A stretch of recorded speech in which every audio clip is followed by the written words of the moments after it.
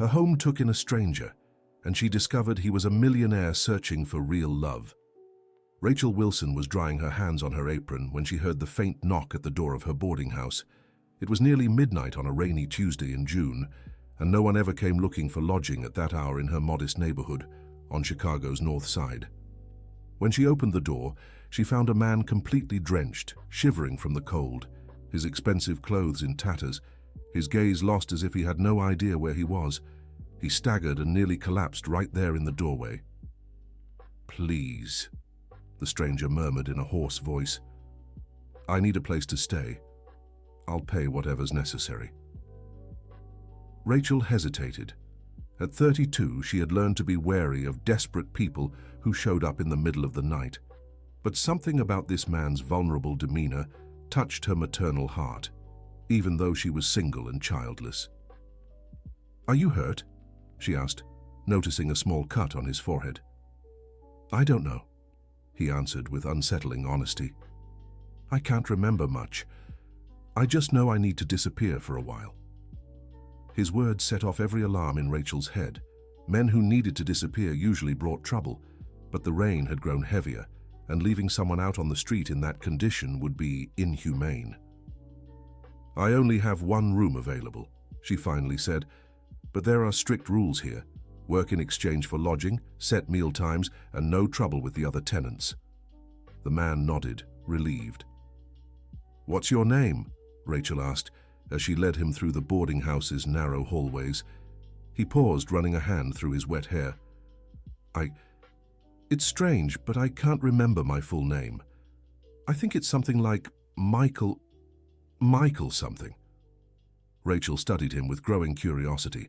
Even soaked and confused, the man stood with perfect posture, his hands well kept, his speech betraying refined manners. His clothes, though ruined, were from expensive brands she only saw in downtown shop windows. "Then I'll just call you Michael," she decided. "I'm Rachel. I've owned this boarding house for 5 years." The room she offered was simple but clean. A single bed, a small wardrobe, a study desk, and a window overlooking the inner courtyard. Michael examined everything carefully, as if assessing every detail. "It's perfect," he said sincerely. "Thank you so much for taking me in." Rachel left him clean towels and a change of clothes that had belonged to a former guest. "We'll talk about work tomorrow," she said before leaving. "Get some rest now." In the early hours of the morning, Rachel was woken by noises coming from the kitchen.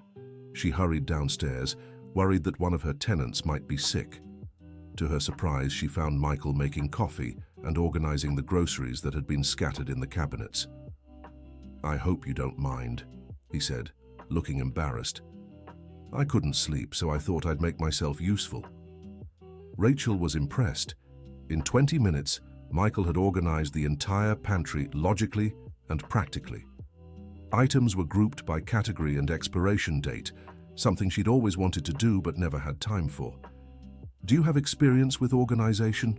she asked, sipping the surprisingly delicious coffee. "Apparently, yes," Michael replied, looking just as surprised as she was. "My hands know what to do, but my mind doesn't remember where I learned it."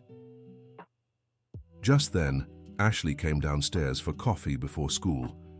Rachel's 16-year-old daughter had inherited her mother's natural wariness, but multiplied it with typical teenage defiance.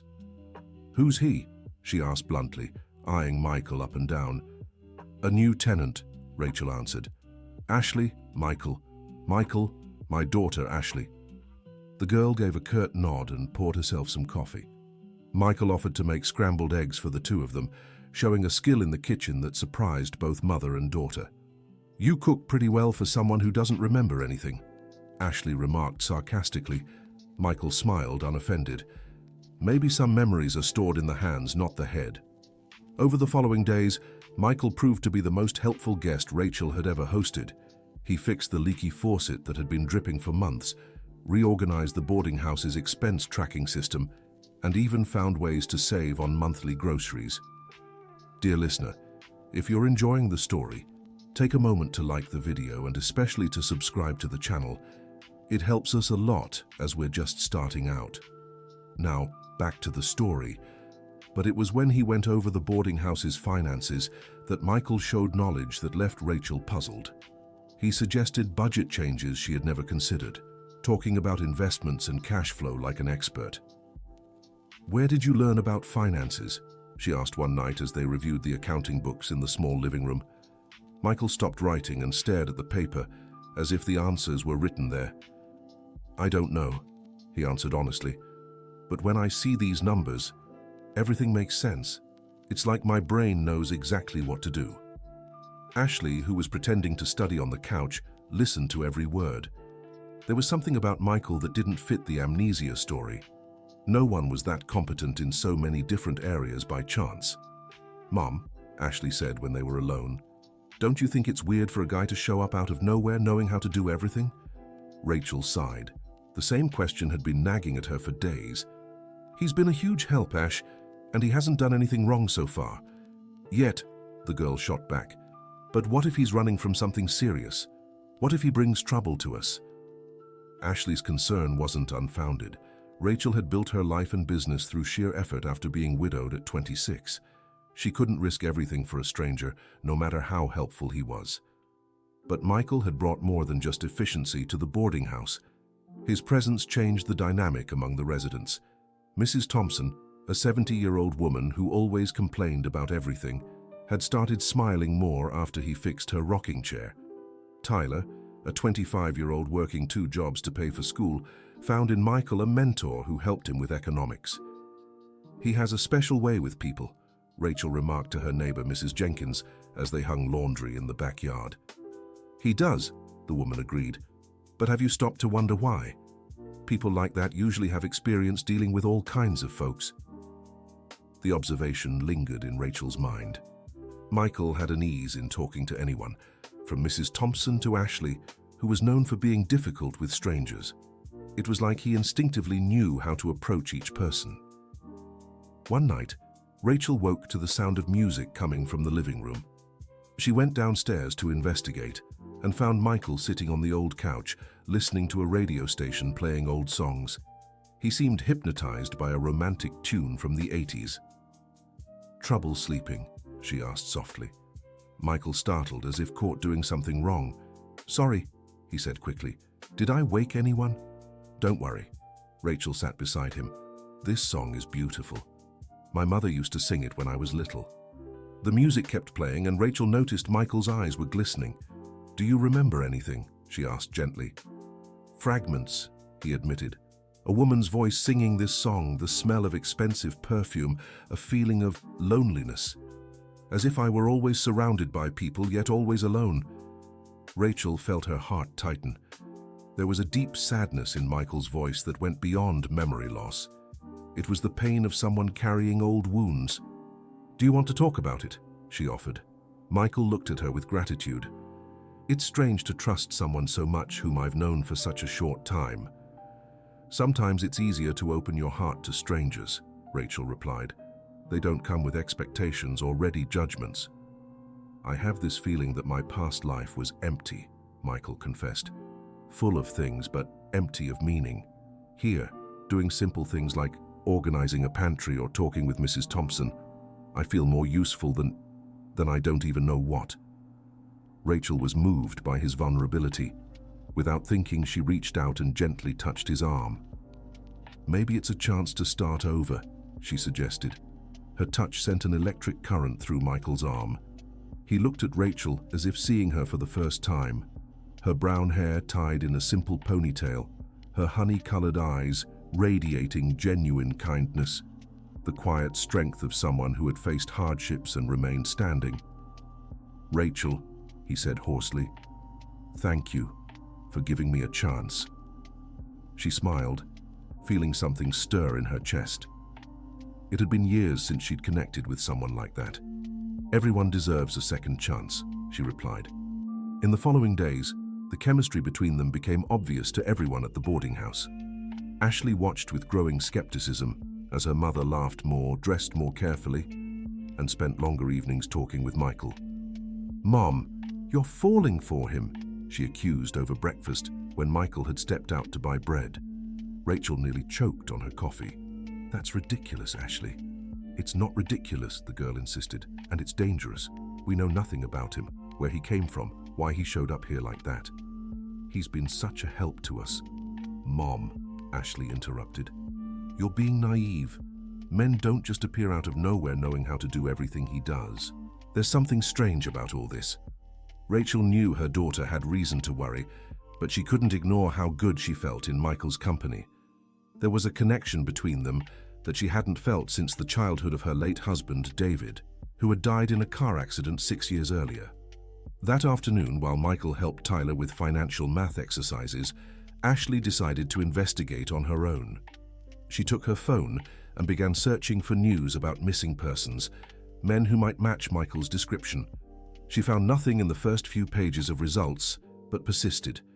There was something about Michael's posture, the way he talked about business, that suggested familiarity with a world far removed from the reality of a modest boarding house.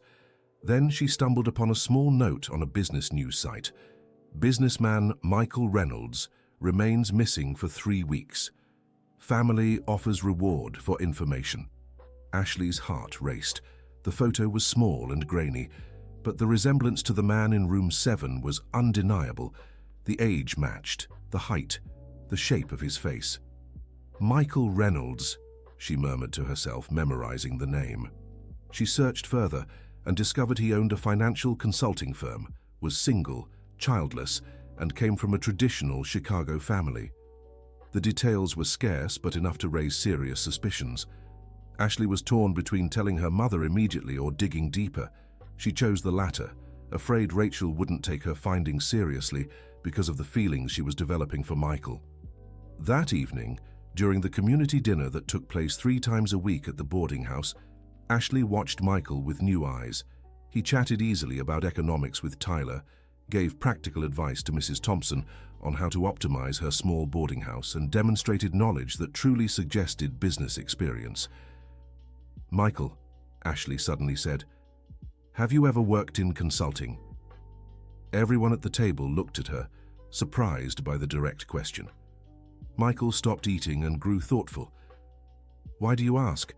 You talk about business like an expert," Ashley insisted, "just curious." "I have some vague memories of meetings, spreadsheets, people asking for my opinion on investments," Michael replied carefully, "but nothing concrete enough to be sure." Rachel noticed the tension at the table and tried to change the subject, but Ashley wouldn't let it go. "What about family? Do you remember anyone who might be looking for you?" Michael set his fork down on his plate, visibly uncomfortable. "Sometimes I get flashes of arguments, raised voices, a feeling of disappointment, as if people who mattered to me had betrayed me in some way." "What kind of betrayal?" Ashley pressed. "Ashley," Rachel scolded, "stop interrogating Michael." "It's fine," Michael said, though clearly it wasn't. "I don't mind talking about it, it's just that I have this feeling I discovered something about people close to me that changed everything, something that made me question who really cared about me and who was only interested in other things." Silence fell over the table. Michael had spoken with a bitterness that revealed deep wounds. "I'm sorry," Ashley said, genuinely moved by the pain in his voice. "Maybe it's better not to remember everything," Michael murmured. "Maybe some memories should stay buried." Dear listener, if you're enjoying the story, take a moment to like and especially subscribe to the channel. It really helps us, who are just starting out. Now continuing. After dinner, Rachel walked with Michael to the backyard where he often sat to think. "You don't have to answer Ashley's questions if you don't want to," she said softly. "She's right to be suspicious," Michael replied. "I showed up out of nowhere and can't explain my own story. Any responsible mother would have the same concerns. But you've helped us so much. What if I'm running from something terrible? What if my being here brings trouble for you?" Michael looked at her. "Rachel, you have a teenage daughter and a business to protect. You can't take risks for a stranger." Rachel felt her heart tighten at the thought of him leaving. "You don't seem like a dangerous person," she said. "How can you be sure? I'm not even sure who I am." She was silent for a moment, watching his profile against the dim light of the service area. "I might be naive," she admitted, But I believe we know people not by what they say about their past, but by how they act in the present. And your actions here have been nothing but kind." Michael felt a lump in his throat. No one had defended his character like that in a long time. "Rachel," he began, but was interrupted by Ashley's arrival. "Mom, I need to talk to you," the girl said, glancing uneasily at Michael.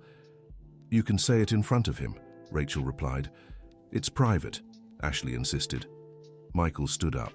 "I'll take a walk around the block," he said, understanding that mother and daughter needed to talk. As soon as he left, Ashley told Rachel everything she had discovered about Michael Reynolds. Rachel listened in silence, feeling her world crumble around her. "Are you sure it's him?" she asked, her voice trembling. "Not 100%, Ashley admitted, but the similarities are too many. Age, appearance, knowledge, and the name he remembered, Michael." Rachel ran her hands over her face, trying to process the information. "If it's true, he lied to us from the start. Or he really lost his memory," Ashley pondered. "But Mom, if he's this businessman, his family is looking for him. And if he's faking memory loss, then he has reasons for not wanting to be found. Reasons that might involve serious things." Rachel finished the thought. "Exactly. And you're getting emotionally involved with him." Rachel couldn't deny it. In 3 weeks, Michael had filled a space in her heart that had been empty for years. "What do you think we should do?" she asked her daughter. "Confront him," Ashley answered without hesitation. "Show him the information I found and give him a chance to explain.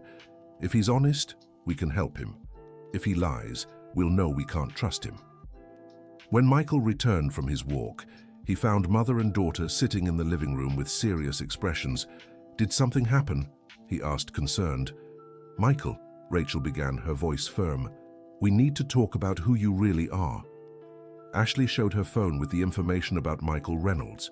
Michael looked at the screen and visibly paled. "Is this you?" Rachel asked directly. Michael stayed silent for long seconds, looking from the two women to the phone screen. "Yes," he finally said. "It's likely I'm Michael Reynolds." "Likely?" Ashley questioned. "Yes, likely," Michael repeated. "Because the man described in these articles, a business owner, wealthy, with his family searching for him, that man feels like a stranger to me." "Do you remember or not?" Rachel asked, trying to keep her voice calm. Michael sank heavily into the armchair. "I remember fragments. I remember a life where I had money, success, people around me.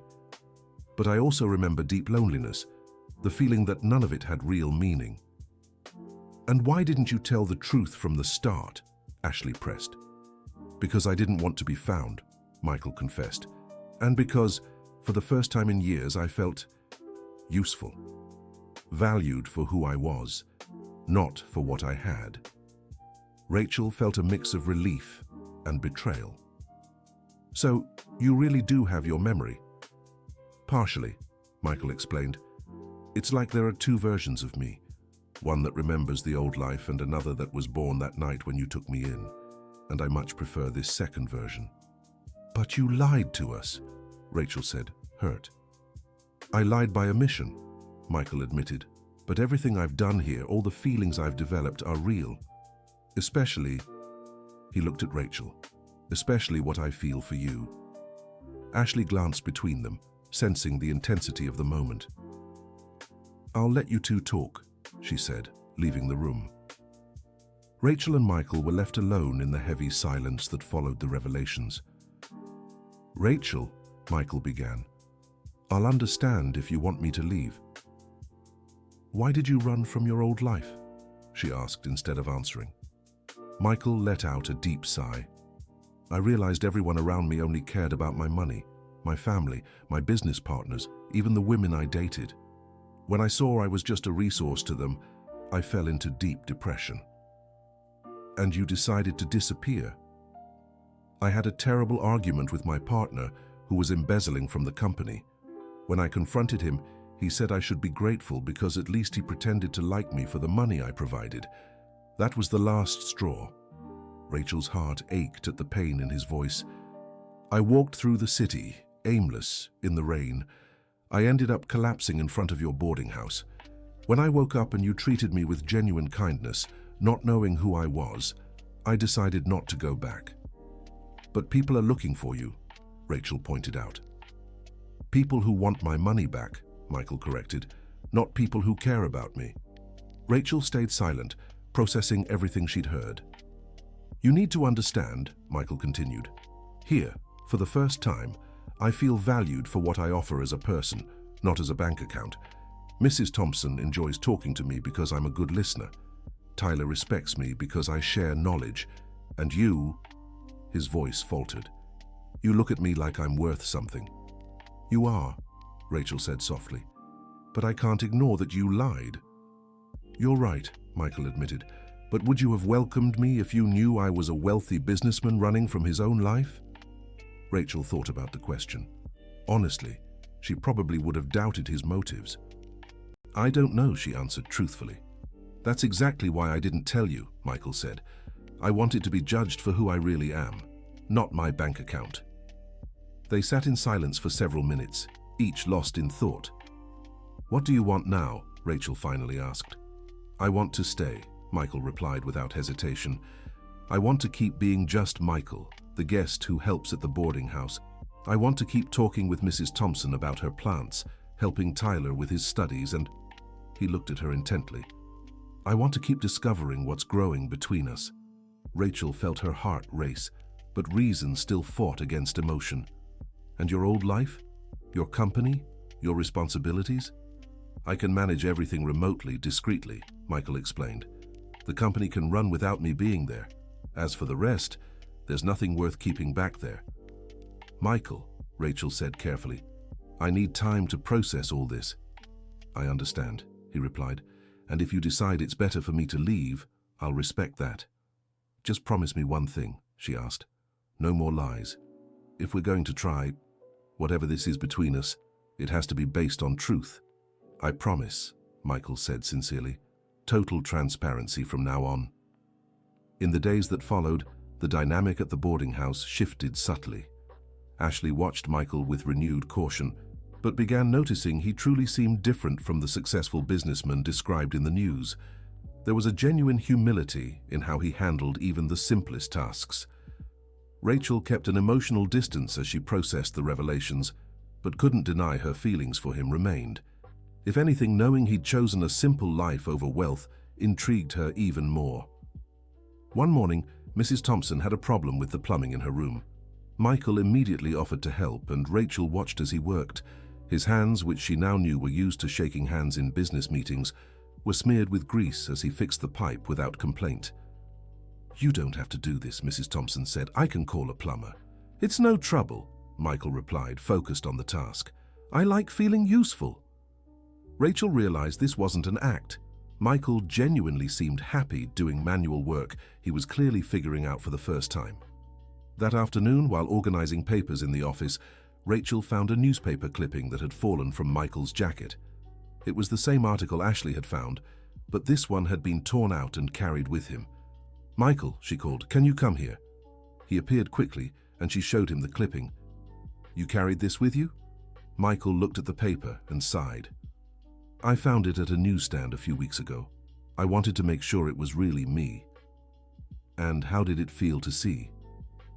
Like I was looking at a stranger's photo, Michael answered honestly. That man in the picture seems to have everything, but I remember the emptiness he felt inside. Rachel studied the small, blurry photo. It was hard to be certain, but the resemblance was clear.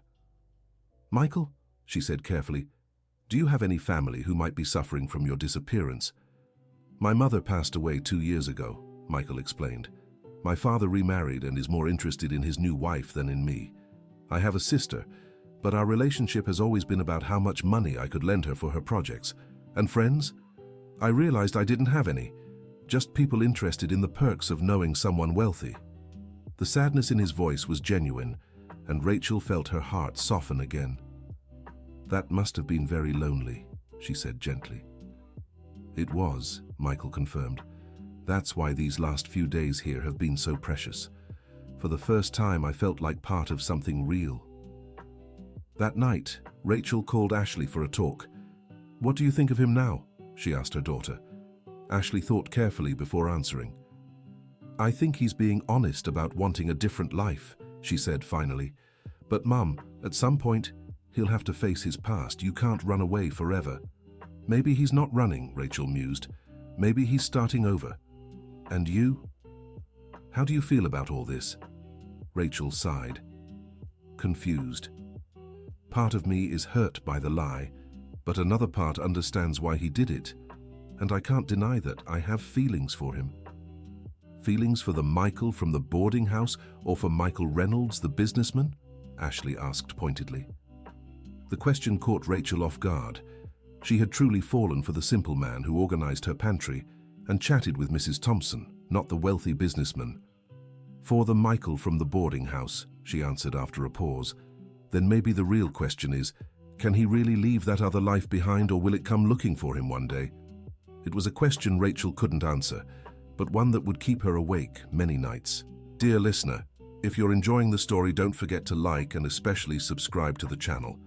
It helps us a lot as we're just starting out. Now, continuing. A week after the revelations, a black car pulled up in front of the boarding house. Rachel watched from the window as a well-dressed man stepped out of the vehicle and walked purposefully toward the entrance. Her heart raced. Something in her gut told her this visit had to do with Michael.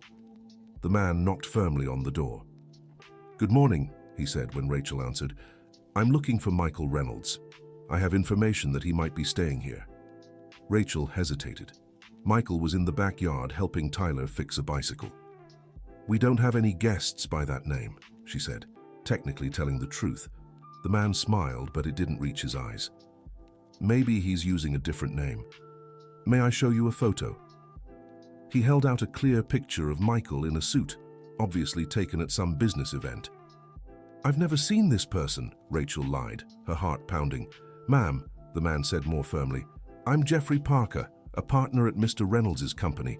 He's in serious trouble and needs to resolve urgent matters. If he's here, it's in his best interest to speak with me." Rachel kept her expression neutral, but inside, she was panicking. "Like I said, I don't know anyone by that name." Just then, Michael appeared at the door leading to the backyard, his hands dirty with bicycle grease. When he saw Jeffrey, his face instantly paled. "Michael!" Jeffrey exclaimed. "Finally found you!" Michael froze for a few seconds before responding. "Jeffrey," he said in a controlled voice, "how did you find me?" "I hired a private investigator," Jeffrey explained.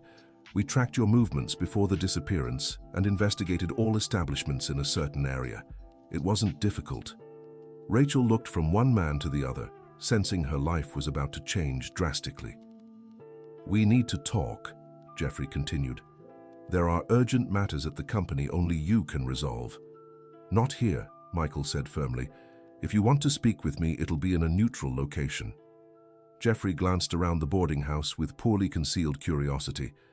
"Interesting choice of hideout," he remarked. "Very humble." The condescending tone immediately irritated Rachel. "My boarding house isn't anyone's hideout," she said firmly. "It's a respectable place that offers decent lodging." Jeffrey studied her as if seeing her for the first time. "Of course," he said diplomatically. "No offense intended. It's just that Michael is used to different standards." "The standards here suit me just fine," Michael interjected. "Jeffrey, let's talk at the cafe on the corner. 10 minutes. Jeffrey nodded and headed to his car, but not before giving one last evaluative look at the boarding house and Rachel. As soon as he left, Michael turned to Rachel. "I'm sorry," he said. "I hoped for more time before this happened." "Are you leaving with him?" Rachel asked, trying to keep her voice steady. "I'll hear what he has to say," Michael replied, "but it doesn't change anything about what I want." "And what do you want?" Michael stepped closer, ignoring her dirty hands. "I want to stay here. I want to build something real with you. I want to keep being just Michael, not Michael Reynolds." "But do you really have that choice?" Rachel questioned. "There seem to be serious matters involved." Michael sighed heavily. "I'll find out now." "But Rachel, no matter what Jeffrey says, my decision is made. My life is here now." He gave her a quick kiss on the forehead before leaving to meet Jeffrey.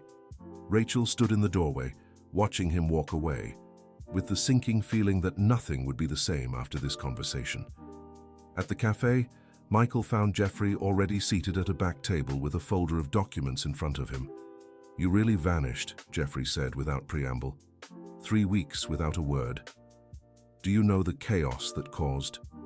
"I assumed you could handle it," Michael replied.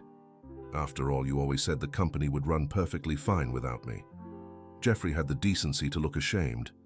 "Michael, about that argument we had." "You mean the one where you admitted to embezzling company money?" Michael cut in. "Or where you said you only pretended to like me because of the money?" "I was upset. I said things I didn't mean." "You said exactly what you thought," Michael corrected. "And you did me a favor. Opened my eyes to the reality of my life." Jeffrey sighed. "Look, you might be right about me, but there are practical matters here. The company is in serious trouble without your signature on key documents. Contracts are stalled. Investors want answers." "You can handle that," Michael said. "You've always been efficient." "I can't make certain decisions without you," Jeffrey insisted. "And legally, your disappearance is complicating everything. If you don't return soon, we'll have to declare you officially missing." Michael fell silent, processing the implications. "What exactly do you want from me?" he asked finally. "Come back to the company, at least formally," Jeffrey proposed. "You can live wherever you want, do whatever you want, but we need you to sign documents and make strategic decisions." "What about the money you took?" Jeffrey flushed. "I've returned it all. It was a temporary loan to cover some personal debts.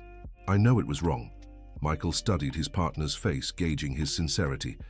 "Jeffrey, even if I agree with that, things won't go back to how they were before. My life has changed." "Because of that woman at the boarding house?" The question caught Michael off guard. "That's none of your business." "Michael, be realistic." Jeffrey leaned forward. "You're a man used to the best of everything. How long until you get tired of this simple life?" "Longer than it took me to get tired of the life I had before." Jeffrey was silent for a moment. "All right," he finally said. "How about a compromise? You formally return to the company, but only to sign essential documents. You can keep your new life as long as you're available when we need you." Michael considered the offer. It would be a way to settle unfinished business without completely abandoning his life at the boarding house. "What exactly would the terms be?" he asked. Jeffrey opened his briefcase and began explaining the details. There were important contracts waiting, investment decisions only Michael could authorize, and legal issues his disappearance had complicated. "I can handle most of this remotely," Michael concluded after reviewing the documents. "I don't need to be physically in the office every day." "Exactly," Jeffrey agreed. "You can keep your new living situation and still fulfill your business responsibilities." Michael grew thoughtful.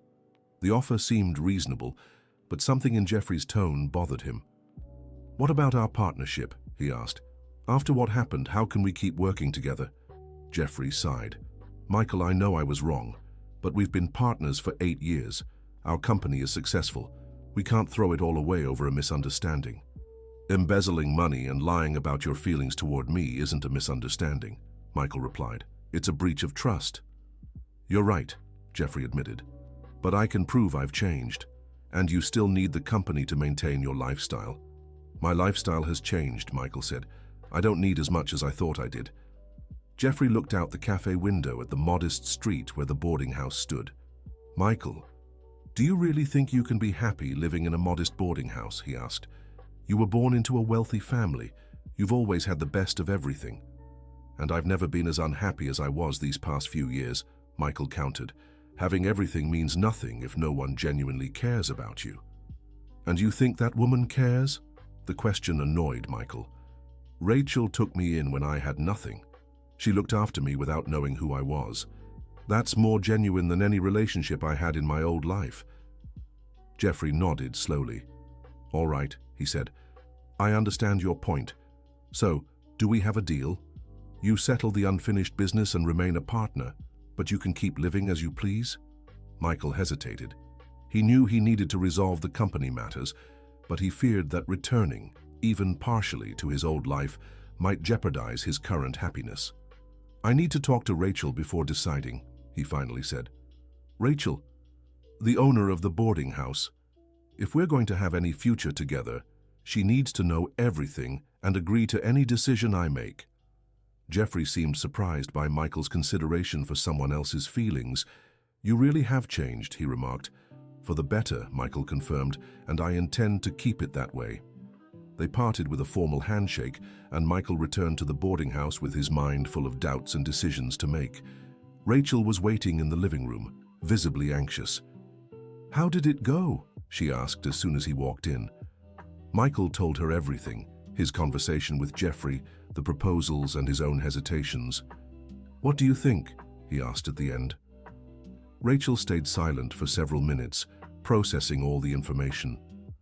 "I think you need to settle your responsibilities," she finally said, "but I'm afraid of what that might mean for us." "Why?" "Michael, you're a successful businessman. You might want a simple life now, but what happens when the novelty wears off? When you start missing your old world?"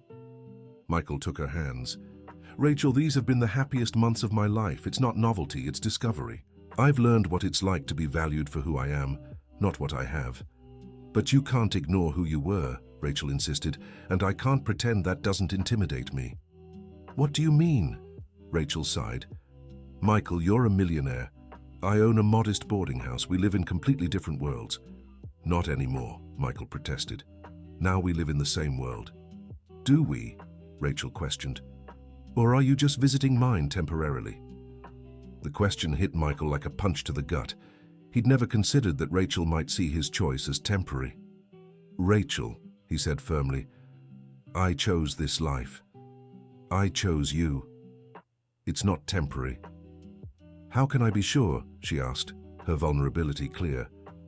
"How do I know that once you settle your business matters, you won't realize you miss your old life?"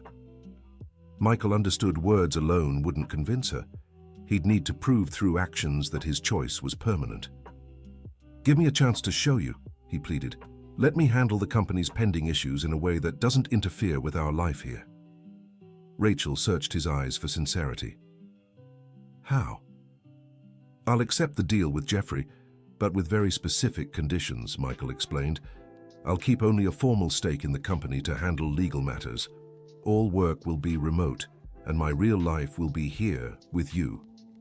And if that doesn't work, then we'll sell my share and use the money to improve the boarding house, create opportunities for residents like Tyler, maybe even open a small vocational school."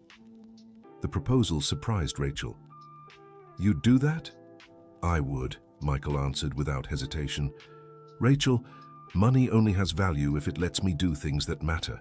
And what matters to me now is building a life with you." Tears welled in Rachel's eyes. "Michael, I have feelings for you too, but I'm afraid to give myself completely and then find out it was all an illusion." "It's not an illusion," Michael said, wiping a tear from her cheek. "What I feel for you is the most real thing in my life." They held each other in silence, both wrestling with their own fears and hopes. "So what do we do now?" Rachel finally asked. "Now, I'm going to have a very serious talk with Jeffrey," Michael replied. "I'll set clear boundaries about my role in the company, and you'll think about whether you're willing to bet on what we're building together." Rachel nodded, still uncertain about the future, but willing to try. The next morning, Michael called Jeffrey and scheduled a meeting to define the exact terms of his company involvement. He'd spent the night drafting a proposal that protected his new life while settling his business obligations. "Jeffrey," he said as soon as they met again, "I'll remain a partner but with non-negotiable conditions." He presented a detailed list: remote work only, limited involvement in strategic decisions, and complete freedom to manage his personal life. "Also," he added, "I want full transparency about the company's finances. No more temporary loans or decisions made without my knowledge." Jeffrey agreed to all terms, clearly relieved to have Michael back, even if only partially. "There's one more thing," Michael said. "Part of my profits will go to an education fund I plan to create here in the neighborhood." "An education fund?" "Yes. I want to offer technical courses and professional training for people in the community," Michael explained. "It's a way to invest the resources meaningfully." Jeffrey seemed confused by the idea, but agreed. With the business matters settled, Michael returned to the boarding house to tell Rachel about the agreements. "I managed to keep our life here intact," he said. "The company won't interfere with our daily routine." Rachel smiled, feeling more at ease. "What about the education fund?" "It's real," Michael confirmed. "I want to turn part of my wealth into opportunities for people like Tyler." Michael's generosity moved Rachel deeply. "You've really changed," she observed. "I haven't changed," Michael corrected. "I've discovered who I always wanted to be." That afternoon, Michael gathered all the boarding house residents for a talk in the common room. "I want you all to know the truth about me," he began. "My name is Michael Reynolds, and I own a financial consulting firm." The revelation was met with surprised silence. "Does this mean you're leaving?" Mrs. Thompson asked, her sadness evident. "No," Michael replied firmly. "It means I'm staying, but now you know who I really am." Tyler was the first to speak. "To me, you've always just been Michael, the guy who helps me with math," he said. "It doesn't matter what you do outside of here." The other residents agreed, showing they had developed genuine affection for Michael regardless of his financial status. "There's something I'd like to propose," Michael continued. "I plan to create a professional training center here in the neighborhood. Anyone interested in learning new skills or improving their qualifications will have my full support." The idea sparked immediate excitement. Tyler expressed interest in business courses, Mrs. Thompson wanted to learn about medicinal plants, and even Ashley showed curiosity about entrepreneurship. "Isn't this just charity?" Ashley asked with her usual bluntness. "It's not charity," Michael explained. "It's an investment. You all have potential and deserve opportunities. I just happen to have the resources to make it happen." Rachel watched with growing emotion. Seeing Michael use his wealth to benefit the community confirmed he had truly found a greater purpose in life. That night, after everyone had gone to bed, Rachel and Michael sat in the backyard to talk. "Today I saw who you really are," she said softly. "And what did you see?" "I saw a man who uses his good fortune to help others," Rachel replied. "Someone who understands that having much means being able to do much good." Michael smiled. "I learned that here by watching you," he said. "You've always helped people, even when you had little. You taught me generosity doesn't depend on the size of a bank account." "Michael," Rachel said hesitantly, "I think I'm falling in love with you." "You think?" he asked with a playful grin. "I'm sure," she corrected, laughing. Michael leaned in and kissed her gently, a kiss full of promises and hope for the future. "Rachel," he said when they parted, "I love you. I love your kindness, your strength, your ability to see the best in people." "I love you too," she replied. "I love the brave man who chose to start over, who had the humility to learn new things and the generosity to share with others." They stayed wrapped in each other's arms under the stars, planning the future they would build together. In the months that followed, life at the boarding house gradually transformed. Michael kept his word about working remotely, dedicating only a few hours a day to business matters. The rest of the time was invested in improvements to the boarding house and the development of the training center. The center started operating in a rented room near the boarding house, offering basic courses in computer skills, entrepreneurship, and personal financial management. The initiative quickly gained recognition in the community. Tyler was one of the first to benefit, landing a better job after completing an administration course. Mrs. Thompson discovered a talent for therapeutic gardening and began offering services to elderly people. Ashley initially remained skeptical about her mother's relationship, but was gradually won over by Michael's consistency. He never showed impatience with their simple life, never complained about the modest accommodations at the boarding house, and always treated everyone with equal respect. "I think you can stay," she told Michael one morning while helping in the kitchen. "Thank you for your approval," Michael replied with humor.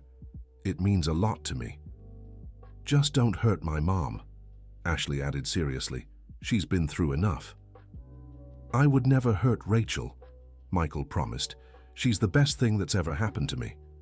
Rachel, who had overheard the conversation from the living room, smiled tearfully. Seeing her daughter finally accept Michael completed her happiness.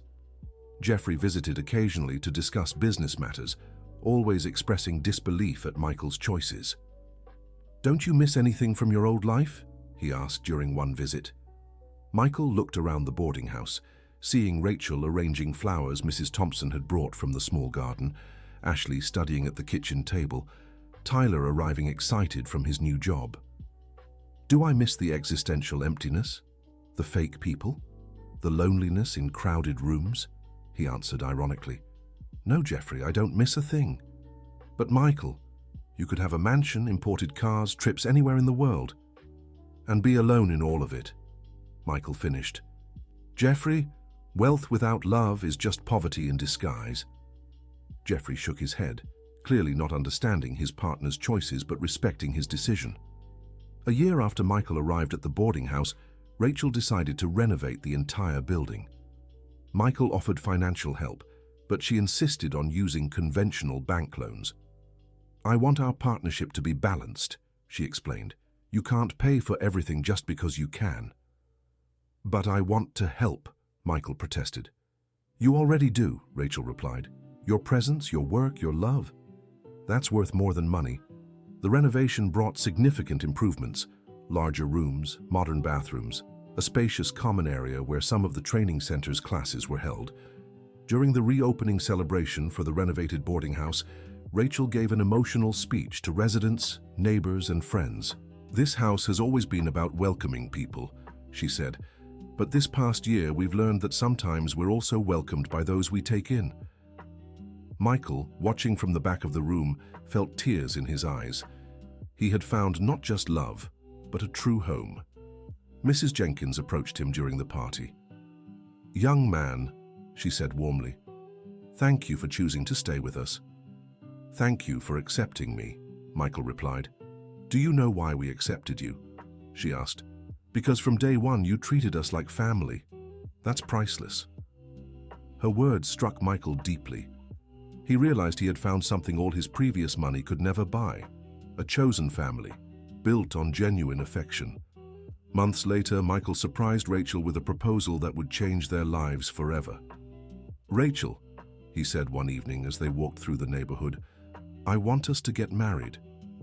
She stopped walking, stunned. "Michael." "It's not because of social pressure or convention," he explained. "It's because I want to make official what we already know. We're a family. You, me, Ashley, and everyone at the boarding house." "Are you sure?" Rachel asked. "Marriage is a lifelong commitment." "I've never been more certain of anything in my life," Michael replied. "Rachel, you saved me. You saved me from the empty life I was living. You taught me what true love is." "You're the one who saved me," she countered. "You showed me I could trust someone again, that I could be happy with a partner." Michael knelt right there on the sidewalk. "Rachel Wilson, will you marry me and build a life based on true love?" "Yes," she answered without hesitation. 1,000 times, yes. The wedding took place at the boarding house itself, in a simple but moving ceremony. All the residents helped with the preparations, turning the common room into an improvised chapel. Ashley was Rachel's maid of honor, and Tyler stood as Michael's best man. Mrs. Thompson took charge of the flowers, creating beautiful arrangements from the small garden she had nurtured. Jeffrey attended the ceremony, still trying to understand his partner's choices, but clearly moved by Michael's obvious happiness. "I've never seen you so happy," he told Michael before the ceremony. "Because I never have been," Michael replied simply. During the vows, Michael spoke with emotion. "Rachel, you took me in when I was a stranger lost in the rain. You taught me that real value isn't in a bank account, but in the ability to love and be loved. I promise to spend the rest of my life earning your trust and returning your love." Rachel answered with tears in her eyes. "Michael, you came into my life when I'd given up on believing in love.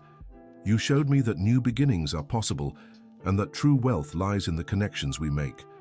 I promise to love and support you in every choice that brings you happiness." After the ceremony, the celebration lasted well into the night. The boarding house had never seen so much joy and music. Mrs. Thompson, slightly tipsy from wine, made a heartfelt toast. "To Michael, who taught us kindness knows no social class, and to Rachel, who showed us that goodness attracts goodness." Everyone applauded, and Michael realized he'd found something he hadn't even known he was searching for, a community that loved him for who he was, not what he owned. 2 years after the wedding, the boarding house had become a neighborhood landmark. The training center had grown and now occupied its own building, offering dozens of different courses. Tyler had become the center's administrator, applying everything he'd learned from Michael.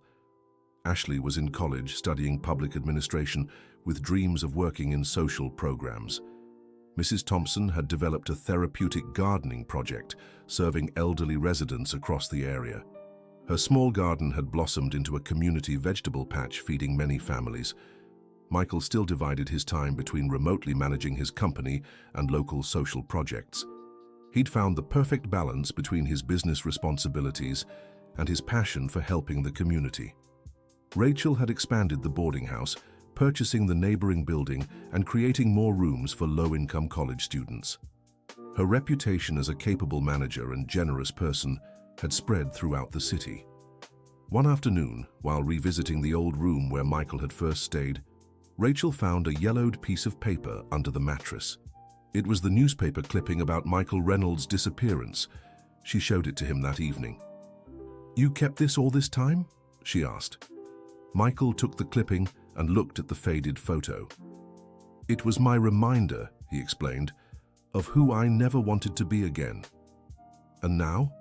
Michael tore the paper into tiny pieces. "I don't need reminders anymore," she said. "I know exactly who I am and where I want to be." Rachel smiled and helped toss the torn pieces of paper into the trash. "Where do you think our lives will go from here?" she asked. Michael hugged her, gazing out the window at the neighborhood that had become their true home. "Wherever love takes us," he answered, "and I'm sure it will be somewhere beautiful." That night, they made plans for the future, expanding their educational programs even further, perhaps adopting a child, continuing to build a life rooted in purpose and genuine connections. Michael had discovered that true wealth wasn't in the millions in his bank account, but in the grateful smiles of the people he helped, in Rachel's unconditional love, in the family he had chosen at the boarding house.